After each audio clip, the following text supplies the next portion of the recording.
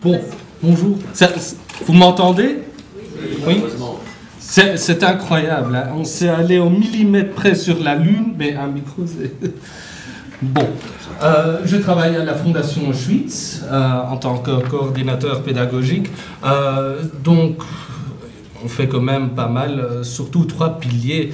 La recherche, donc le pilier scientifique, également plutôt culturel, et dont je fais partie, c'est notre pilier pédagogique. Car, bien entendu, si on a toute cette recherche qui s'est faite, qui va donc former un outil didactique, il faut encore le traduire. Oui? Ou sinon, ça ne sert à rien. Et je vais vous en parler, principalement, quand même, quelqu'un qui me tient vraiment à cœur. Et ça, c'est encore avant Joël. C'était les 5 ans, les 5 dernières années que j'ai suivi le cours du grand professeur Maxime Steinberg, dont je vous parlerai. Et je crois quand même qu'on en a déjà touché quelques mots, surtout à ce qui est important de nommer et ne justement pas nommer. Ce que nous faisons de temps à autre, ce sont des, donc en tant que recherche, des enquêtes auprès des enseignants. Déjà 2 enquêtes se sont faites avant qu'on a décidé d'en faire une 3e.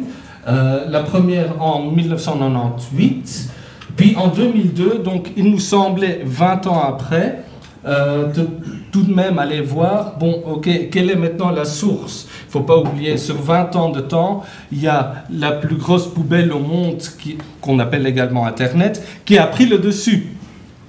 Et on peut retrouver tout et n'importe quoi. Je vous en parlerai pourquoi je dis cela. Ce qui en ressort de cette enquête, donc tout d'abord, elle s'est tenue du 15 mars au 15 juin 2023. On a eu la réponse de 255 enseignants de la Fédération Wallonie-Bruxelles. Là, vous pouvez voir donc la partie francophone était bien représentée. Maintenant, la question était quels outils pédagogiques pour enseigner la Shoah. Ce qu'il en ressort, c'est 2/3 de ces personnes qui ont répondu disent la visite des lieux de mémoire. Ce sera principalement la caserne de Saint et le fort de Brendonk, la vision de documentaires, et puis, vous voyez la suite, la lecture des témoignages, des dossiers pédagogiques, et puis la visite d'expositions et ou des musées, où donc, il faut citer donc, le 3e centre, le territoire de la mémoire qui en ressortait. Donc ici, vous pouvez voir les outils qui sont principalement donc, utilisés ou à laquelle un enseignant fait la référence, c'est la visite des lieux de mémoire, puis les documentaires, mais vous pouvez voir qu'également on va jusqu'à la vision de web documentaires, on va les films d'animation, et c'est là tout de même que de temps à autre, il faut être assez prudent avec tout ce qui est à disposition, tout ce qui semble bien, et bien entendu, tout ce que quelqu'un qui s'en occupe de manière scientifique peut en déconstruire. Je vais vous donner immédiatement l'exemple. Donc, la littérature, quant à elle, en ressort que 93% de la littérature utilisée sont des romans. Bon, là, on est à Bruxelles, hein, c'est donc, vous comprenez un peu le bruxellois. Parfois, ça donne des bubelkes, ouais, ça donne des ulcères, car un roman, bien entendu, est tiré de faits réels, mais souvent où une histoire est rajoutée dedans, et une histoire qui doit reprendre l'entièreté. Pensons immédiatement à ce qu'on peut voir et lire, c'est Holocauste des années 80. Oui. Donc là, c'est une famille qui a tout vécu, qui même va se réveiller à un moment donné dans un baraquement à Sobibor. Bon, nous, lorsqu'on fait la recherche, on sait très bien que cette révolte, elle était vraiment tenue secrète, et cela ne correspond pas à la réalité, quelqu'un qui serait maintenant venu à Sobibor, ce n'est pas une personne qu'on aurait mis dedans. Donc c'est là où, de temps à autre, on doit intervenir pour dire attention.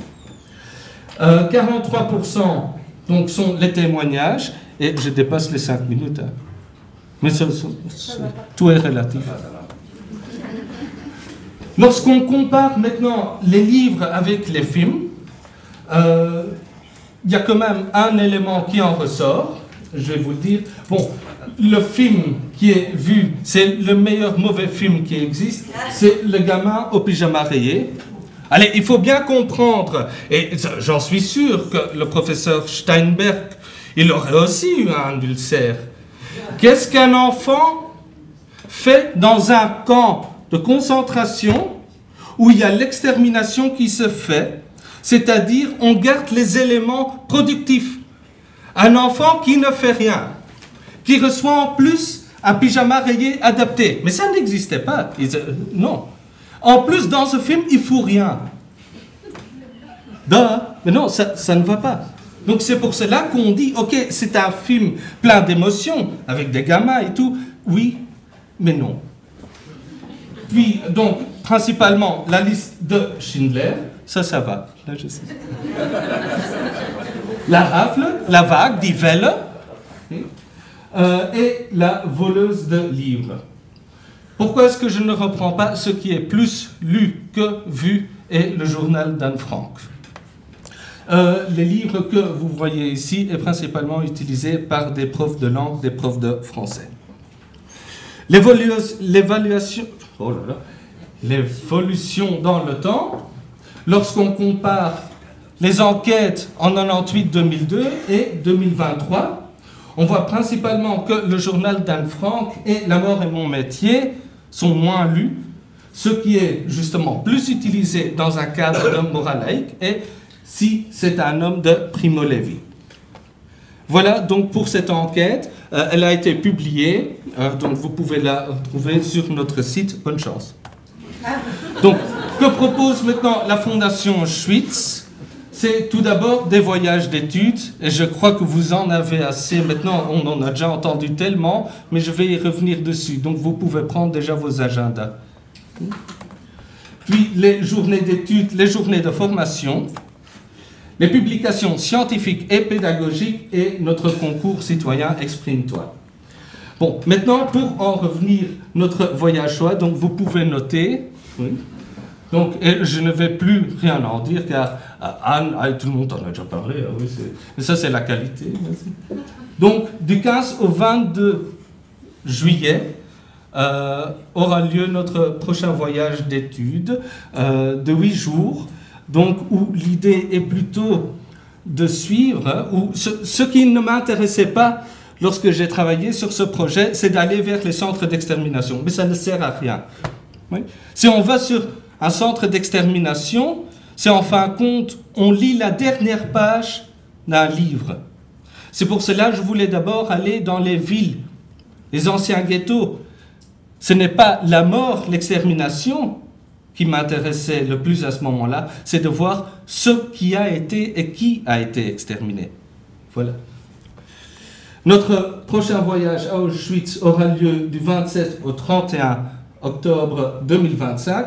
Et pour vous annoncer, un troisième voyage d'études se prépare. Donc ce sera sur les traces du péritocide nazi. Maintenant, je le vois déjà dans vos yeux. C'est quoi un péritocide? Et c'est là où je reviens avec le professeur Steinberg. Le péritocide, c'est dans le cadre de mon doctorat, l'extermination des inutiles, bien entendu, selon les nazis. C'est-à-dire ce qu'on appelle l'action T4, l'action 14F13 et encore deux autres nominations bien méconnues. C'est pour ne justement pas utiliser, s'il vous plaît, le mot génocide à tort et à travers. Je me souviens encore, on se souvient encore, professeur Steinberg commençait toujours son cours avec le mot génocide est un mot malade, mais ce n'est pas pour ça qu'il faut le laisser tomber. Il faut le recadrer. Il faut bien expliquer ce que c'est un génocide et surtout ce qui n'est pas un génocide. C'est là où on revient. Et t'inquiète pas, je vais terminer. Hein. Donc avec les journées d'études et les journées de formation, on est souvent demandé d'aller dans les écoles. Pour cela, c'est surtout en préparation d'une visite à Auschwitz, comme Annette Viviorka le dit. Lorsqu'on va à Auschwitz non préparé, on ne voit rien. Ben non, lorsqu'on va à Auschwitz non préparé, ben, nom d'un chien, on voit tout. On voit tout. Ils voient un baraquement détruit avec une cheminée, c'est une chambre à gaz. Il faut bien cadrer, surtout lorsque, vous savez, un jeune qui suit son guide passe d'un monde à un autre. Il passe du système concentrationnaire au système d'extermination. Et c'est là où on a alors parfois les remarques des gamins qui disaient « Mais monsieur, attendez, hein, donc ça veut dire, ils se faisaient d'abord tatouer et puis ils allaient dans la chambre à gaz. » Non, c'est là où il faut être bien préparé pour ne justement pas voir tout. Ça veut dire quoi le tout? Cette plus grande poubelle au monde. Sur Internet, il faut voir toutes les définitions farfelues qu'on donne pour Auschwitz. Non, il faut le recadrer de manière scientifique. Et nous tenons chaque année une journée de formation sur la technicité, principalement pour les enseignants. Comment cela est venu? Tout simplement, c'était une prof, une amie, qui me contactait, elle disait « Johan, SOS, j'ai un négationniste en classe. » Donc moi je la téléphone immédiatement, oui c'est toujours chouette. Je dis, et donc qu'est-ce qu'il dit? Elle dit, bon, moi je suis historienne, et là, un gamin me dit dans la classe, le zyklon B n'est pas mortel. Bon, moi je réponds là-dessus, il peut toujours essayer.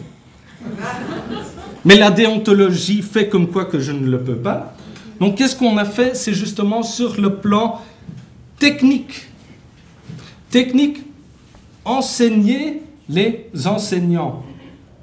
Ce qui est le plus important pour nous, c'est de voir, par exemple, Frédéric, tu t'en souviens, lorsqu'on a été demandé dans l'Université libre de Bruxelles, côté flamand, donc la VUB, pour la formation des profs, des futurs profs. Je m'y étais introduit, et on allait parler, nous, du négationnisme en classe. Bon, petit problème, on était 2 semaines avant l'événement. Hein. J'ai su froucheler là-dedans, comme on dit. La prof qui était responsable me dit, écoute, Johan, fais gaffe, c'est peut-être possible que tu n'auras personne. C'est maximum 20 personnes, hein, il y a plein d'ateliers. Au moment qu'on arrive, il y avait 23 inscrits. Donc sur à peine 2 semaines de temps, 23 inscriptions de futurs profs qui démontrent 2 choses. Un, qui veulent en parler, qui comprennent la problématique, mais principalement 2, ils ne sont pas formés pour, ils ne le savent pas. Ils ont besoin d'outils.